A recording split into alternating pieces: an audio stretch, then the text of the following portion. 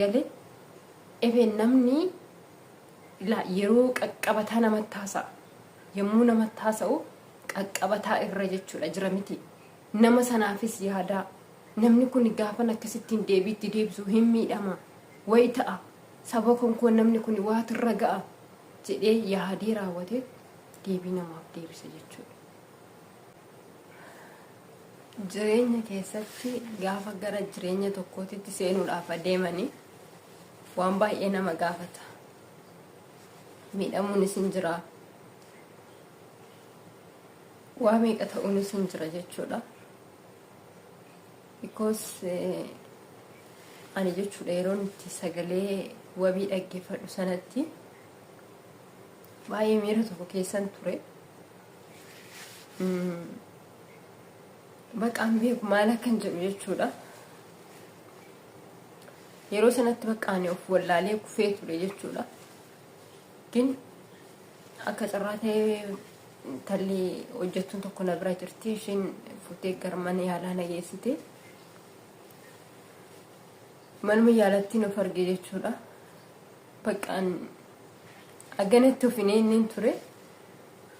Waan hundaafuu na hedduu takka nama ajaa'ibaa gilkoosiin naaf godhame ture. Qorichillee naaf kennamee ture. Mana yaalarraa jechuudha.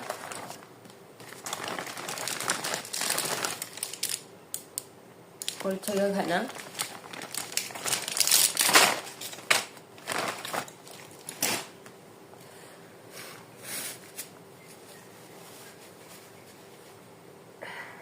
jechuun amma yeroo kanatti ani dubbachuullee nan barbaachisu ture. Gin bakka nan callisiisu keessi kan koo jechuudha. Na callisiisuu dida. Ana mani obsaa hin dubbadhu baqqaan hin dhiisaa yoon jedhe keessi koo nan dhiisu. Keessi koo nan dhiisu waan ta'eef dhiisuu hin danda'u jechuudha.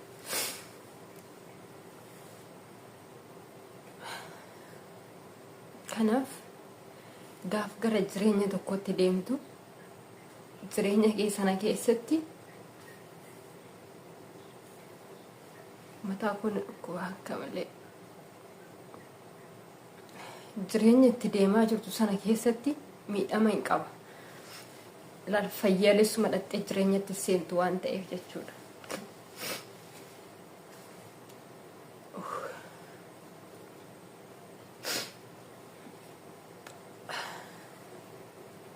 Iddoo marfeen na waraanee miti nu rakkoo baay'ee. Harki koonoo ifatamu waan isin dhibu.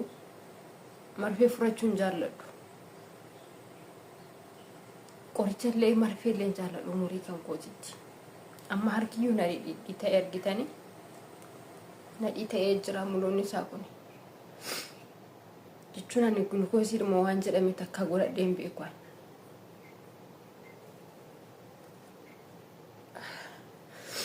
Godhadheen beeku fudhadheelleen beeku jechuudha. Fayyaan qaba. Mana biyya ormaa kana keessattis takka dhukkubsadheen beeku. Yeroo tokko namni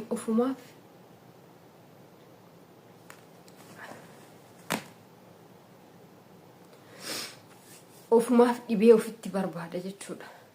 Gin ergamoo tokkicha itti seenee waan dhiisu miti. Waan dhiisu miti jechuudha. Ergan tokkicha itti seenee waan dhiisu miti. Agana itti fayyaa koo dhabee osoon du'ees du'een jira. Osoon du'ees du'een jira jechuudha. Sababa kana ta'eefu waan dhiisu miti bakka. Waan dhiisu miti. Du'iin bakka lubbuu koo na aarsaa godha malee hin dhiisu. Nin du'a bakka duuduma naaf wayya. Namoonni wantoota baay'ee jettanii wantichaaf bakka hin qabu bakka. Maaliidha maal maatiin qabdu maatii qaba alhamdulillah galata rabbi. Maatii qaba maatiin koo maaliidha maatiin koo wanta as keessa isaan gashu jira. Maatii koo maaltu gashu as keessa. Maatii koo wanti gashu hin jiru. Hedduu mataan koo na dhukkubaa jira.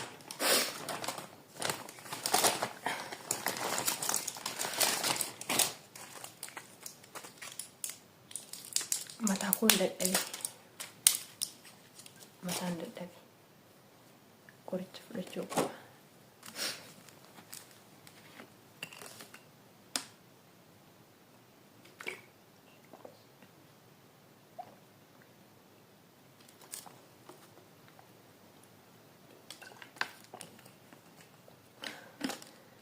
waan kana ta'eefu maatii koo wanti galchuun jiru yoon du'e ofii kootiif hin du'a maatii koof hin du'a namni na faana du'uun jiru warra ana tokkittiitu du'a waan ta'eef jechuudha du'us du'een jira maqaan badus badeera maqaa tokkitti kan kootu si jamar maqaa badii deessu jechuun maalidha maqaa badii naaf hin galle maqaa balleessuu jedhamu kana naaf hin galle maqaa balleessuun kun akkamisa waan akkamiitiin maqaa balleessuun kun maalin godhi maalin balleessi waa'ee maqaa balleessi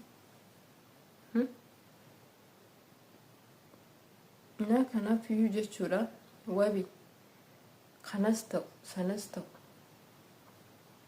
fayyaa koollee sitti dhabaa jira na dhageessa otaati jechuudha waan si dhiisu miti lubbuu kooti aarsaa godha malee jechuudha ammas har'a osoon du'een jira bakka soo namni na bira jiraachuu baatee iddoo sanatti hafeetiin hin jira soo namni na bira jiraachuu baatee bakka sanatti hafee hin jiraatu jechuudha gen haa ta'u malee ati yaaddes ta'uu danda'a osoo yaadinis ta'uu danda'a deebii kana kanaaf deebiste ani immoo oduma wanna fedhe ta'ee waan si dhiisu miti bakka waan si dhiisu miti akkas si dhiisutti miti kanas itti dhiyaadde akkas si dhiisutti miti kanas si waliin haasaa jalqabe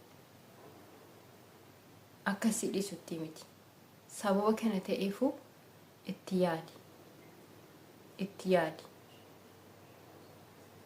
ani si dhabe taanaan jiraachuu hin danda'u bakka addunyaa kanarraa deemuu qaba malee jechuudha kanaaf iyyuu itti yaadu siif wayya yoo boru na qoccaa boru natti dhaga'ama jireenya koo keessatti na tsatsataa jiraadha kan jettu yoo taate itti yaadi jechuudha hin dhaggeeffata viidiyoo koo nan beeka akka ati dhaggeeffattu nin beeka jechuudha sababa kana ta'eefu itti yaadi yoo itti yaadde siif wayya jechuudha gaafichuma deebiinaa deebistuuyyuu osoo itti yaaddee jiraattee baay'ee gaarii ture namni gaafa deebii takka namaa deebisu yeroo itti fudhata beektaa yeroo itti fudhata jechi isheen naan jette sun maalidha deebii akkamii deebisuuf hin qaba miira sii eeguuf hin qaba jira miti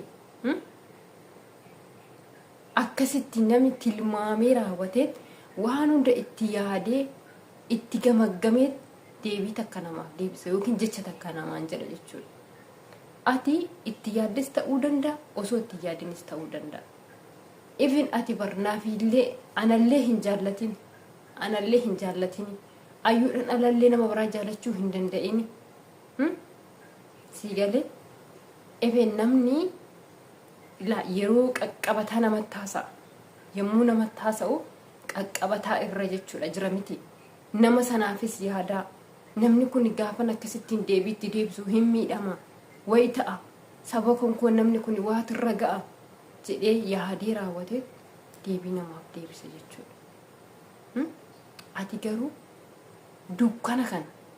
dukkana kana yeroo natti deebistu maal sitti fakkaata yaa obboleessa ko maal sitti fakkaata ani immoo ati dukkanaan natti dhufaa jirta miti ani immoo ifa qabadhee sitti deemaa jira bakka ati amma dukkanaan natti deemaa jirta ani ifa qabadhee sitti deemaa jira iftii fi dukkanni immoo gaafa ifti mo'atee irra dhufu ifa ta'a lachan isaayyuu ifa ta'a dukkanaa nafu bariin bari'a hin dukkanaa ni bari'a sababa kana ta'eefu ati dukkana qabattee yoo natti deemte ani ifa qabadhee sitti deema itti bari'annaa deemu itti bari'a malee ittuma dukkanaan deemu waan ta'eef kanaafiyyuu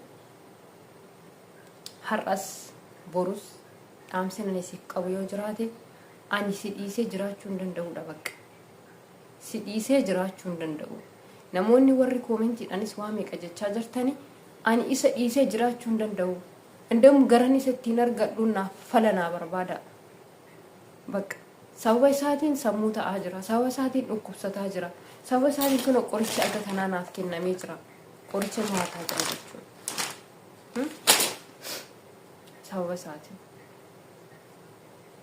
argitani kanaafi anaan na arrabsuu dhiisati anaan salphattuu naan jechuu dhiisati anaan maatiin qabduu jettanii na abaaruu dhiisati garamiin akkan isa argachuu danda'u qofa falanaa barbaada bakka isa argachuu qofan barbaadani waan